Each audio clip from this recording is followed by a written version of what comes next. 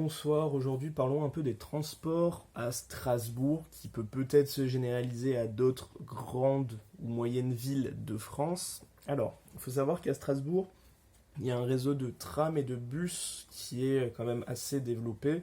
Alors, je ne peux pas trop comparer avec d'autres grandes villes parce que j'ai jamais vécu dans une autre grande ville, à part en visiter certaines.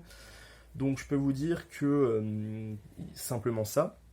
Il y a des abonnements qui sont plus ou moins chers. Alors dès que vous commencez à être boursier, ça vous enlève beaucoup du prix. En avoir aussi parce que comme on a eu une maire écologiste qui a été élue, peut-être qu'elle va faire des mesures pour euh, justement réduire. Je crois que dans ces mesures, il y avait un truc comme réduire, je crois, le prix des abonnements jusqu'où. Ça peut être cool. À savoir que les régies qui s'occupent donc de tout ce qui est réseau de transport en commun à Strasbourg, ça s'appelle la CTS. Donc si vous voulez avoir des infos sur tout ça, allez sur le site de la CTS. Donc il y a les prix des abonnements, etc. Que ce soit bus, tram, c'est tout. Il y a, je crois, un nouveau tram électrique enfin un nouveau tram, non, ou sans conducteur, enfin je sais pas, il y a eu un truc par rapport aux énergies renouvelables et tout qui a été mis en place, une nouvelle ligne récemment sur Strasbourg. Mais voilà, il y a pas mal de bus, alors je crois qu'il y a 5 6 trams, ça va jusqu'au F je crois. Donc 6 trams, 6 lignes de tram et plein de lignes de bus, dont 2 grosses lignes de bus. Le truc un peu chiant, c'est que des fois, la plupart des bus se terminent souvent vers 20h, 21h. Donc c'est pas génial. Il y a juste 2 bus qui font des grosses lignes qui terminent comme les trams vers minuit, 1h et qui après reprennent dès 4h, 5h du matin, je crois.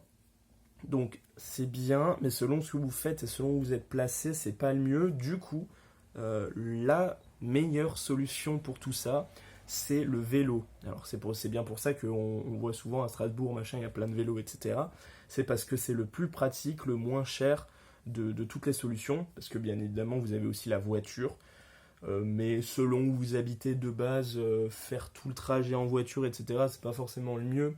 Et puis la voiture, si vous n'avez pas de voiture, vous n'allez pas acheter une voiture juste pour aller à Strasbourg, parce qu'il y a aussi le coût d'achat, le coût de l'essence, le coût de l'entretien, et surtout qu'à Strasbourg, selon les trajets que vous faites, des fois c'est un peu chiant, c'est pas la ville la plus chiante où conduire, mais ça reste une ville qui est quand même un peu grande, donc voilà, la circulation c'est pas ouf, il y a plein de bus, etc., il y a plein de vélos, c'est pas le mieux, alors que quand vous êtes en vélo, il y a plein de pistes cyclables, la ville n'est pas non plus ultra étendue autant que Paris ou Marseille, je pense, donc il y a des trajets normaux.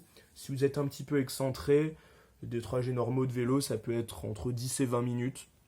Après, selon si vous partez tout en haut à Strasbourg, vous allez bien en dessous de Strasbourg, vous pouvez avoir 30 ou 40 minutes à vélo. Mais si vous êtes à peu près...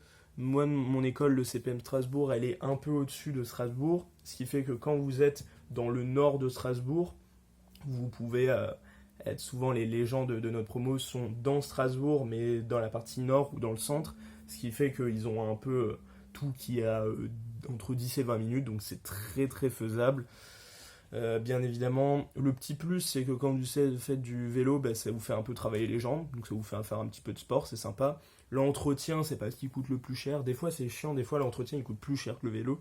Mais voilà, il y a à la rentrée, je crois, en septembre, alors je sais pas si ça va se faire avec la pandémie, mais il y a des bourses au vélo au début de l'année scolaire. Donc il y a des vélos d'occasion qui sont vendus pas très cher. Aux alentours de 50 €, vous pouvez trouver un vélo qui est pas trop mal, ce qui a été le cas pour moi. Il y a des magasins de vélos un peu de partout, il y en a qui réparent des vélos, il y en a qui vendent des vélos. Voilà, il y a des choses assez sympas.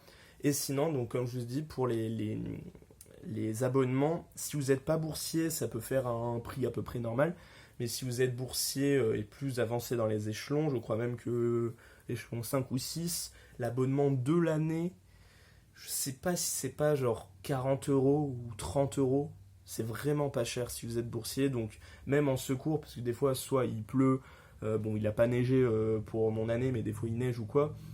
Et vous avez la flemme de prendre votre vélo ou d'aller je sais pas où. Ou si vous faites du sport, vous avez des choses à transporter, vous pouvez pas prendre le vélo.